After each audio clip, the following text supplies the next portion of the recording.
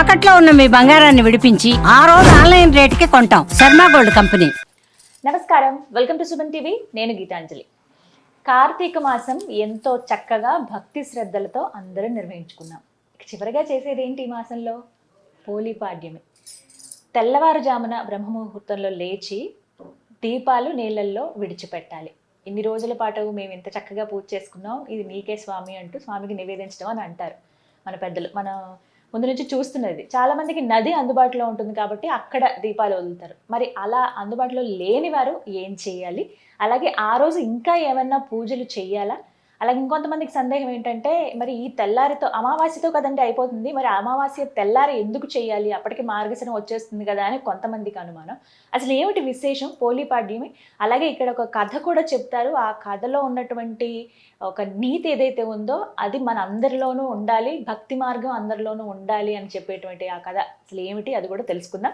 వివరించేందుకు ప్రస్తుతం మనతో పాటు ఉన్నారు గత 15 సంవత్సరాలుగా 30,000కు పైగా జాతక పరిశీలనలు చేసినటువంటి అనుభవం కలిగిన నిష్ణాతులు, ప్రముఖ జ్యోతిష్యులు బ్రహ్మశ్రీ నందిమట్ల శ్రీహరి శర్మ గురువు గారు. వారితో మాట్లాడదాం.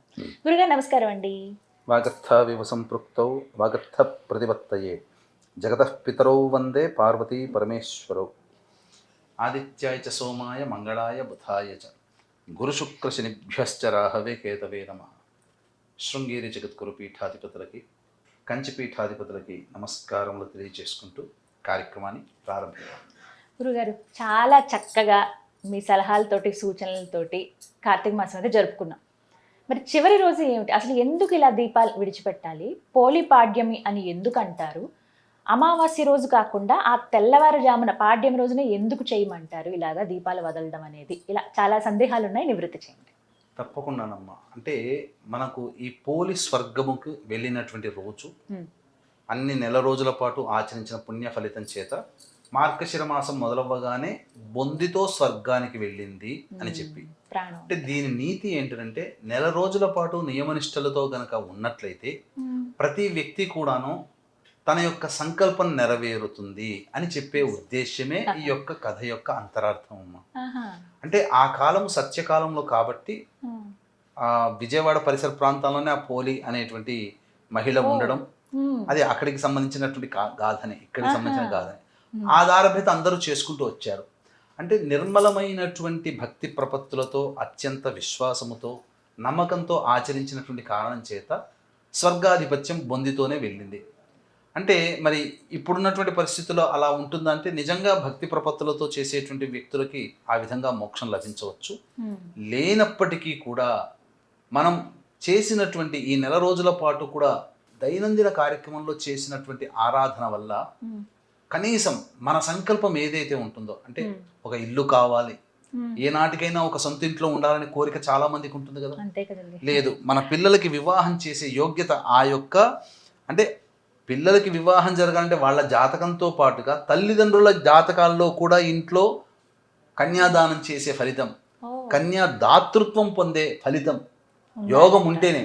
మగ పెళ్లి వాళ్ళు కన్యా దాతృత్వం కావాలి, ఆడ అమ్మాయి వాళ్ళు కన్యా దానం చేసే యోగ్యత వాళ్ళ జాతకంలో కలిగితే ఆ ఇంటికి ఎవరైనా అమ్మాయి కోడలుగా వస్తుంది, ఈ అమ్మాయి ఈ ఇంటి అమ్మాయి ఎవరింటికైనా కోడలుగా వెళ్తుంది. అటువంటి లక్షణం కలగాలన్నా ఆ కోరిక ఈ కార్తీక మాసం నెల రోజులు ఆచరించినటువంటి కారణం చేత పొందుతారు. ఇల్లే కాదమ్మా, ఉద్యోగం, ఆరోగ్యము, ఒకటా రెండా కార్తీక మాసంలో చేసినటువంటి విధి విధానాల ప్రభావం వల్ల మానవుడు పొందలేనిదంటూ కూడా ఏదీ లేదు. అంతేకాకుండా ప్రస్తుతం ఉన్నటువంటి కాలమాన పరిస్థితులలో ప్రధానంగా ఇప్పుడు అనేక విధాలుగా ఇబ్బందులు ఎదుర్కోబోతున్నాం. ప్రత్యేకించి వచ్చే 8 ఏళ్ల పాటు గురువు అతిచార ప్రభావాల సమస్యలు ఎదుర్కోబోతున్నాం. ఇక ఈ సంవత్సరం నుంచి మొదలు పెట్టాలమ్మా పుణ్య కార్యక్రమాలు చేయాలనుకునేవాళ్ళు. కాబట్టి కార్తీక మాసము ఈ మార్గశిర పాడ్యమి రోజున దీపారాధన, అంటే ఆ నెల రోజుల పాటు ఆచరించిన వాళ్ళు ఈ రోజున దీపారాధన చేయడం వల్ల ఆ నెల రోజులకి చేసినటువంటి సంపూర్ణ ఫలితాన్ని పొందే అవకాశం ఉంటుంది. అంటే మనకు చెప్పబడినటువంటిది ఏంటంటే అందరికీ తెలిసిందే, కానీ పోలి స్వర్గం రోజున, పోలిపాడ్యమి రోజున ఖచ్చితంగా ఈ గాథని తలుచుకుంటూ చెయ్యాలి. ఎందుకంటే ఆ మహిళకి పొందినటువంటి పుణ్యంలో మనకంటూ ఇప్పుడు వరలక్ష్మి వ్రతంలో ఆచరిస్తున్నారు, ఆమె పేరు తలుచుకుంటున్నారు. చారుమతి. చారుమతి గురించి ఎక్కువగా ప్రతి వ్రతంలో తలుచుకుంటారు. అవును. ఎందుకు తలుచుకుంటారు? ఆమెకు పొందిన భాగ్యంలో యుగ యుగాలుగా తలుచుకొని చేయడం వల్ల మాకు అటువంటిది. అలాగే పోలమ్మకి ఉమ్. పూర్తిగా బొందితోనే బ్రతికుండగానే స్వర్గం లభించింది. మనకు కూడా అటువంటి దాంట్లో యోగ్యత కలుగుతుందనే ఉద్దేశం. ఉమ్. కాబట్టి సహజంగానే అందరికీ తెలిసిందే, ఒక ఇంట్లో 5 అత్తకి కోడలు. కొడుకులు కోడళ్ళు ఉంటారు. అందులో అందరికంటే చిన్నది పోలమ్మ. ఉమ్. ఆమెని చిన్నది కాబట్టి చిన్న చూపే, ఉమ్. అందరూ ఆమె మీద ఆధిపత్యం చెలాయించేవాళ్ళే. కార్తీక మాసం వస్తే మనం అందరం ఇలా చేద్దాం అలా చేద్దాం అని ఉండడం, ఈ అమ్మాయితో ఏది పంచుకోలేకపోవడం, ప్రతిదానికి అమ్మాయిని దూరంగా పెట్టడం, అన్ని పనులను ఆ అమ్మాయి చేతనే చేయించడం. ఎందుకంటే పెద్దవాడిని చూస్తే ముద్దేస్తుంది, చిన్నవాడిని చూస్తే మొత్త బుద్ధి అవుతుందని శాస్త్రం. కాబట్టి చిన్నవాళ్ళు అందరికీ లోకుగానే కనబడతారు. ఆ కారణం చేత చిన్న కోడలు తన తోటి కోడళ్ళకి అత్తలకి అందరికీ లోకు కనబడడం, ఏది పంచుకోలేకపోవడం వల్ల ఆ మంచి రోజు కోసం ఎదురు చూస్తున్నట్టుగానే అత్త కోడళ్ళు ఎదురు చూస్తారు, కానీ చిన్న కోడలు కూడా ఎదురు చూస్తుంది. ఉమ్. అందరూ చక్కగా ప్రతిరోజు నది స్నానానికి వెళ్ళి రావడం, ఎందుకంటే విజయవాడ పరిసర ప్రాంతంలోనే ఈ కథ సంబంధించిన మూలం ఉన్నది కాబట్టి ఉమ్. అక్కడ ప్రతిరోజు నదికి స్నానం చేయడం, ఈమెను తీసుకోలేకపోవడం, బండెడు చాకిరీ పని అప్పగించడం, అయ్యో నేను చేసుకోలేకపోతున్నాను అని చెప్పి బాధపడుతుండడం. కానీ ఆ బాధలో కూడా మనసుంటే మార్గం ఉంటుంది అనేటువంటి విషయం తెలుసుకోవడం. ఆ కారణం చేత ఆ మజ్జిగ చిలుకుతారు కదమ్మా, ప్రతిరోజు మజ్జిగ చిలికేది.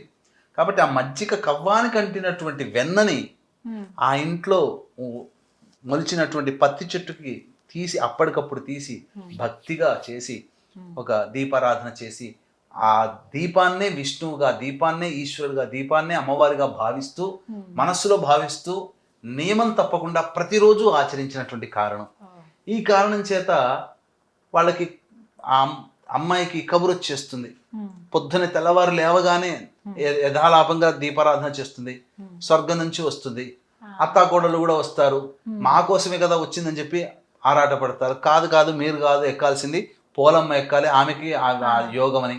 అంటే మేమందరం నెల రోజుల పాటు మేము చేశాం కదా, మాకు దక్కాలి కదా అనడం, ఆ పోలమ్మని కూర్చోబెట్టుకోవడం, ఆమె కాదు మేము ఉండాలి, మేము కూడా వస్తాం నీతో పాటునే ఆ యొక్క రథం చూళ్ళు పట్టుకోవడం, తర్వాత ఆ యొక్క రథసారథి తొలగించడం, బొందితోనే స్వర్గానికి వెళ్ళింది. అంటే దీని యొక్క నీతి అంటే, ఈ యొక్క కార్తీక మాసంలో ఎవరైతే విధి విధానాలని నియమాల్ని పాటించి అంతిమంగా ఆ పాడ్యమి రోజున ఇక నేను చేసిన దానికి స్వస్తి నాకు అనుగ్రహించు అని చెప్పి ఈ యొక్క సంబంధించినటువంటి దీప ఆరాధన నీతిలో వదలడం అనేది సూర్యోదయ కాలం అనగా సూర్యోదయం కంటే ముందే చెయ్యాలి. ఇప్పుడు చాలా మందికి నది అందుబాటులో ఉండదండి, వారు మరి ఎలా చేయాలంటే ఇంట్లో ఒక బకెట్ కానీ ఏర్పాటు చేసుకోవచ్చు, లేదా ఒక టబ్ ఏర్పాటు చేసుకోవచ్చు. ఏర్పాటు చేసుకుని అరటి డొప్పల్లో కానీ లేకపోతే ఆకు డొప్పల్లో కానీ చిన్న ఒత్తిని వెలిగించి ఆ యొక్క పోలీస్ వర్గం సంబంధించినటువంటి కథని మనస్సులో స్మరించుకుంటూ ఆ యొక్క దీపాన్ని వదలడం, ఇది చేసుకుంటే చాలమ్మా. ఇంకా అక్కడితో పూర్తయిపోయినట్టే. ఇంకా చాలా మిగతా రోజులంతా కూడా శివనామస్మరణ చేసుకోవచ్చమ్మా. అందుకనే ఈ మార్గశిర మాసం ప్రారంభమైపోతుంది. అంతే కదా, మార్గశిర మాసములో షష్ఠి తిథి సుబ్రహ్మణ్య షష్ఠి అని అంటారు. కరెక్ట్ గా వారానికే వస్తుంది. కాబట్టి 21వ తారీఖు పాడ్యమి, 21, 22, 23, 24, 25, 26వ తారీఖు, నవంబర్ 26వ తారీఖు సుబ్రహ్మణ్య షష్ఠి. కాబట్టి సంతానం కోసం ఎదురు చూసేటువంటి వ్యక్తులు ఈ సుబ్రహ్మణ్య షష్ఠి రోజున విశేషంగా సుబ్రహ్మణ్య స్వామి ఆరాధన చేస్తే, అలాగే సర్ప పూజ చేసిన విశేషమైనటువంటి పుణ్య ఫలితం కలుగుతుందమ్మా. కాబట్టి వీక్షించేటువంటి ప్రేక్షకులు కూడా ఈ నవంబర్ 26వ తారీఖు రోజున మార్గశిర శుద్ధ షష్ఠి, సుబ్రహ్మణ్య షష్ఠి అంటారు. ఆ రోజున ఈ యొక్క సర్పదోష నివారణ పూజల హోమాలు అనేటువంటివి జరిపించడం జరుగుతుంది. అవకాశం ఉన్న వాళ్ళు ఈ కార్యక్రమంలో మీ గోత్రనామాలను నమోదు చేసుకోవచ్చు. చక్కగా వివరించారండి, ధన్యవాదాలు గురువు. సర్వం శ్రీ ఉమామహేశ్వర పరబ్రహ్మార్పణమస్తు.